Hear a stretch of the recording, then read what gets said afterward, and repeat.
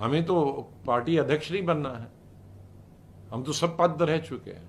लेकिन हम as true congressman, जिनकी जिंदगी और खास करके गांधी फैमिली के साथ, हमने संजय गांधी के साथ काम किया है, इंदिरा गांधी के साथ में जनरल सेक्रेटरी भी था, all India youth Congress president भी था, राजीव गांधी के साथ में और इंदिरा गांधी के साथ मैं मंत्री भी था 3 साल।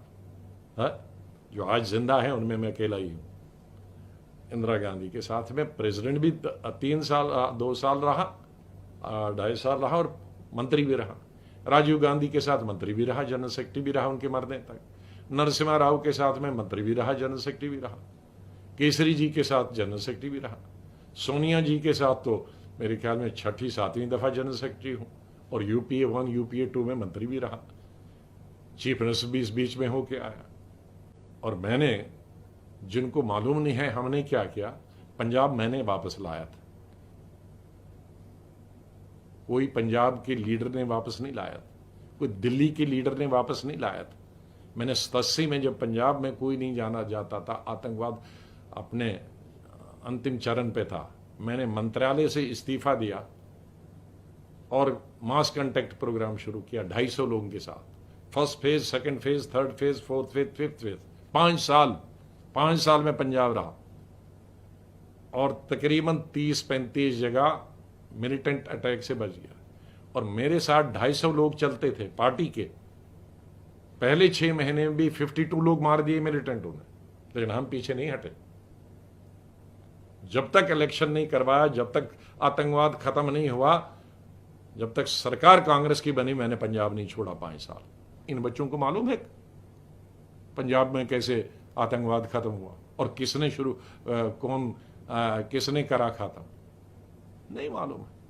इनको मालूम है 98 में कर्नाटक की सरकार किसने वापस लाई, कांग्रेस की और असेंबली की।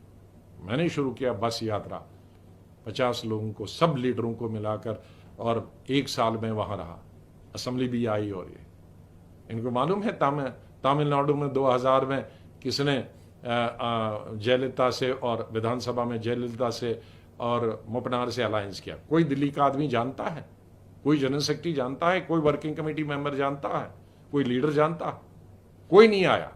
अकेली किया, अकेले कैंपेन किया, जीत आई। पौंडीचेरी जीत के कैसे आई? इनको केरला में मुस्लिम लीग के साथ दोबारा किसने अलायंस किया 2000 में, और अपने यूडीएफ को किसने जोड़ा और सरकार आई, और हाईएस्ट नंबर 70 साल में आज तक मेरे वक्त में वहां आई। किसी को मालूम? किसी को यूपीए 1 में हमारी कर्नाटक में, आंध्रा में कितनी सीटें थी? 5। और बीजेपी और चंद्रबाबू के साथ कितनी थी? 7। मैं 1.5 साल वहां रहा और 1600 मीटिंगें की। First phase, second phase, third phase, fourth phase, fifth phase. और यूपीए वहीं से बनी। हमें 5 सीटें थी और 37 आ गई यूपीए की। ये इनमें से किसको मालूम है? कोई गया है उन कैंपेनों में? मैं 6-7 का ही नाम लूंगा और नहीं लूंगा।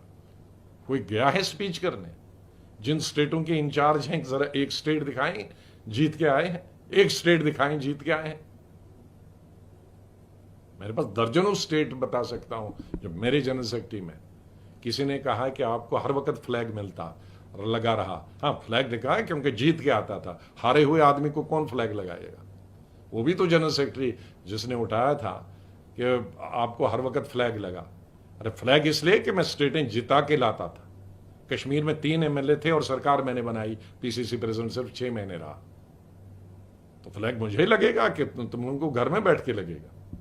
जो घर में बैठते हैं तो उनको कैसे फ्लैग लगेगा? जो जंग जीत के आएगा तो उसी को तो मेडल मिलेगा ना। जो हार के आएगा, पिट के आएगा, उसको कौन मेडल देगा?